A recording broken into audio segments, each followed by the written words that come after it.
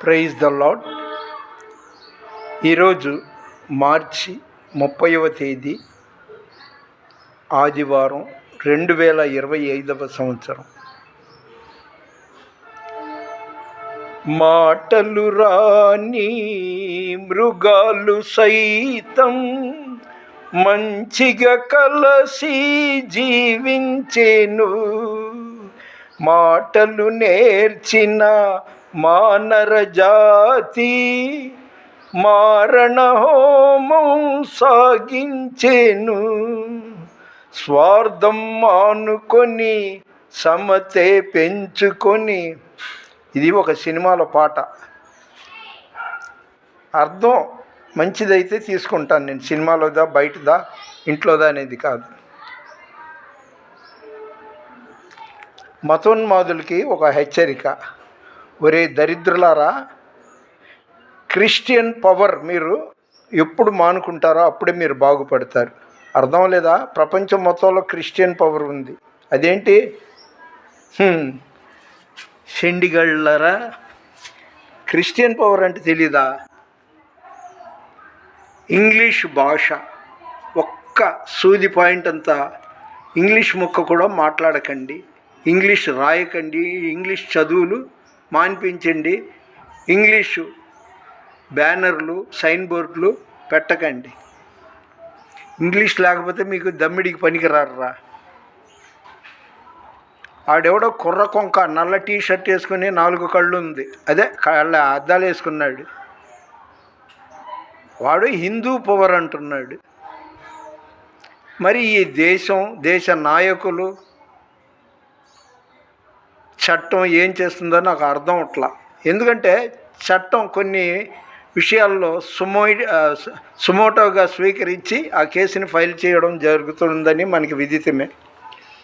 వాడు అంత పక్కాగా మీడియాతో మాట్లాడుతూ మేమే చంపాము, హిందూ పవర్ అది, మా దేవుళ్ళని తిడుతున్నారు అన్నాడు. ఎవడరా తిట్టింది? అరే రాధా మనోహర్ దాస్ గారిది నీకు తెలియదా? వాడు పక్కాగా క్రైస్తవ కూరగాయల తోట, పూల తోట అనేది ఉంది, కానీ సమాధుల తోట ఏంటి? ఈ దరిద్రాన్ని ఇక్కడి నుండి తీసేయమని వాడి అమ్మ మొగుడు సొమ్మ కాదు. అక్కడ తీయమంటానికి వాడు ఎవడు? వాడు ఏదైనా ప్రభుత్వాధికారియా? అదేవిధంగా అర్ధరాత్రి క్రైస్తవ ప్రార్థనా మందిరం డోర్ మీద వెళ్ళి కరపత్రం అంటి వచ్చాడు వాడు. ఇలాంటివంతా ఇది తప్పు, ఇదే అని దండించేవాళ్ళు లేరా? చట్టమే ఈ విషయం చూసుకోవాలి. పోతే నేను చెప్పడం కాదు, మీరు వీడియో చూడండి. ఆ శవశక్తి దుర్గుణ అనేవాడు వాడి బాబు సొమ్ము మీద గడించి పెట్టినట్టు భారతదేశంలో చర్చి అనేది ఒక్కటి కూడా ఉండకూడదు. వాడు చచ్చిపోయేలోపు ఒకటి కూడా ఉండకూడదంట. పాస్టర్లు అనేవాడు ఒక్కడు ఉండకూడదంట. అది వాడి కోరిక.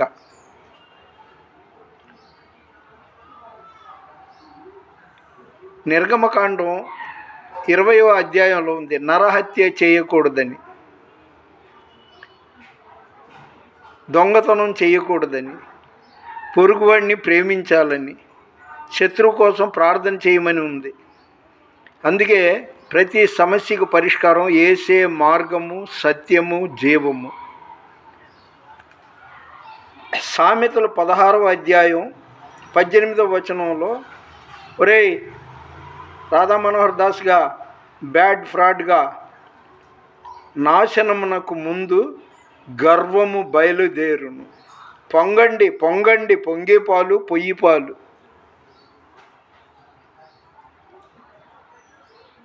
శాంతి కాముకులైన క్రైస్తవుల మీద మీరు ఇలా చేయడం తగదరా? ఒక్కసారి ఆలోచించండి. ఆ కుర్రకు ఇంకా ఎంత బహిరంగంగా చెప్తుంటే పోలీసు వారు, ప్రభుత్వం ఏం చేస్తున్నారు ఇప్పుడు అనిపిస్తుంది. వాస్తవానికి ఆ పీకే గారు అంటే అర్థం లేదా? ఏ దేశమేగినా ఎందు కాలిడినా పొగడరా నీ తల్లి భూమి భారతిని. ఆయన జ్ఞానం ఎలాంటిదంటే, ఈ మాట గురజాడ అప్పారావు గారు రాశారంట. ఆయనకి మెంటల్ ఉందని నాకు అనిపిస్తుంది. కాబట్టి కాసేపు మా నాన్నగారు నాస్తికుడు, మరోసారి మా నాన్నగారు రామభక్తుడు. ఆ పీకే గారికి ఒంట్లో బాగలేకపోతే చెవిలో రామనామ స్మరణ ఊది అతని బాగవటానికి కారకుడయ్యాడంట. ఏంటండి ఇంత బహిరంగంగా వాళ్ళు మాట్లాడుతుంటే పట్టించుకోరేంటండి? అసలు తప్పంతా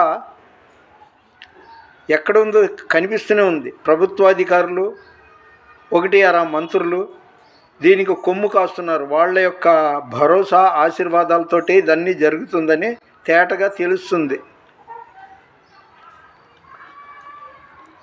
సాధారణంగా ఎవరైనా చనిపోతే అయ్యో పాపం అంటాము, వాళ్ళు పరిచయం ఉన్నా లేకపోయినా. అలాంటిది పండగ చేసుకుంటుంది ఓ వయ్యారి కేడీ లేడీ. అది ఆడది కూడా అవునా కాదా అనిపిస్తుంది. ఎందుకంటే 36 వంకర్లు పెడుతుంది. ముత్యాలు వస్తావా, అడిగింది ఇస్తావా అనే పాటని ప్రవీణ్ పగడాల గారికి అన్వయించి పాడుతుంది. వీళ్ళకి బాగా పోగాలం దగ్గరికి వచ్చిందండి. బైబిల్లో ఎక్కడో ఒక బియ్యంలో కూడా ఉంటుంది రాతి బెడ్డలు. దాన్ని తింటామా, ఏరి పారేస్తాం. అలాగే గోధుమ గింజల మధ్య కలుపు మొక్కలు ఉంటుంది, వాటిని ఏం చేస్తాం, తీసేస్తాం. అలాగే బైబిల్లో ఒకటి అరా ఉంటే అదేదో ఆయన ఎవరు లోతు తన బిడ్డలతో వ్యభిచరించాడు అనేసి మాట పట్టుకొని ఎలాడుతున్నారు. మీ జ్ఞానం ఎలా ఉందంటే అలా ఉందిరా బాబు. మీకు మంచి ఏం కనబడదు. నీ శత్రువుని ప్రేమించమన్నాడు యేసు ప్రభు. శత్రువు కోసం ప్రార్థన చేయమన్నాడు. అయితే ప్రవీణ్ పగడాల గారు చనిపోయాడు. అయితే బైబిల్ ఏముంటుందంటే మీ పౌరస్థితి పరలోకమందున్నది, చావైతే లాభము, బ్రతుకుట క్రీస్తే. చాలా చీదర పడుతుంది ఈ దేశంలో ఎన్నో సంఘటనలు. నాడు చెన్నైలో హతసాక్షి సెయింట్ థామస్ గ్రాహం స్టెయిన్ గారిని ఆయన బిడ్డలతో సహా కారులో ఉండగా, కారో వ్యానో మతోన్మాదులు సజీవ దహనం చేశారు.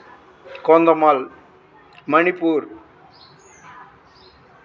ఆంధ్రాకి మెల్లిగా చాప కింద నీరులా వ్యాపిస్తుంది. అరే క్రైస్తవుల జోలికి వెళ్ళమాకండ్రా.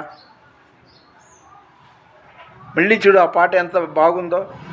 మాటలు రాని మృగాలు సైతం మంచిగా కలసి జీవించేను, మాటలు నేర్చిన మానర జాతి మారణ హోమం సాగించేను.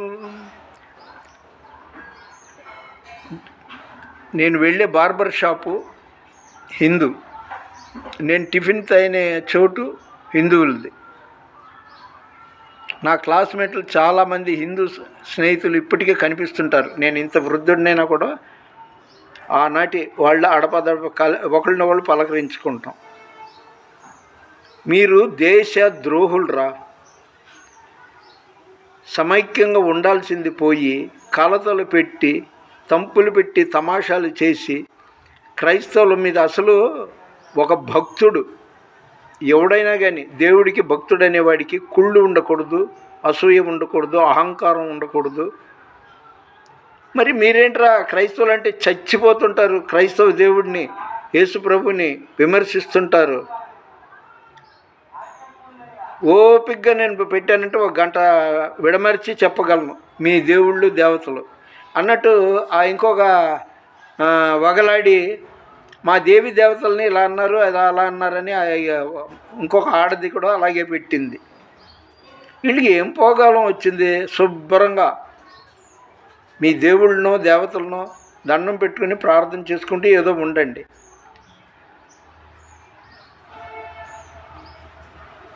ఇది మగసిరి, మగతనం కాదు.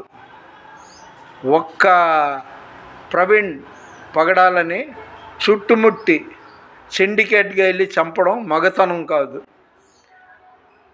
అలాగే ఆ క్రైస్తవ మహిళలు, క్రైస్తవ సహోదరులు ఇది చర్చికి వెళ్ళొస్తుండగా వాళ్ళకు నిర్బంధంగా బొట్లు పెట్టిన మగోళ్ళు, మీ పెళ్ళాలకి ఎంతమంది పెడతారో బొట్లు?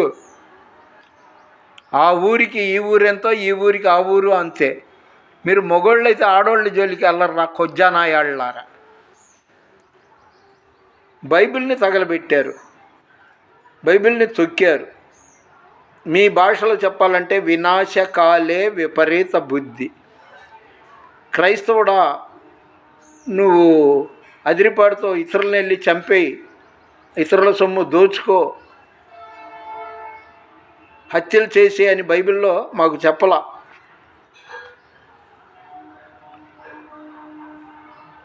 నేను శివుడి గురించి చెప్పగలను, రాముడి గురించి చెప్పగలను. దేవుడైతే రాముడు అన్నదమ్ములు పోట్లాడుకుంటుంటే చెట్టు చాటున బాణం వేసి వాలిని చంపాడు. అది మగతనమా? క్రైస్తవ స్త్రీలకి బొట్లు పెడుతున్నారే క్రైస్తవ వ్యతిరేకులు, అది మగతనమా? ప్రవీణ్ పగడాల గారిని ఒక్కడిని చుట్టుముట్టి చంపారే సిండికేట్గా, అది మగతనమా? ముందు ఇంగ్లీష్ భాష మానేయండి. ఇంగ్లీష్ చదవద్దు, ఇంగ్లీష్ రాయొద్దు, ఇంగ్లీష్ మాట్లాడొద్దు. థ్యాంక్స్ అనే మాట కూడా ఇంగ్లీషే. అంటే మీరు పరుల ఉచ్చ తాగుతున్నారు. మీ బతుకులు చెడ.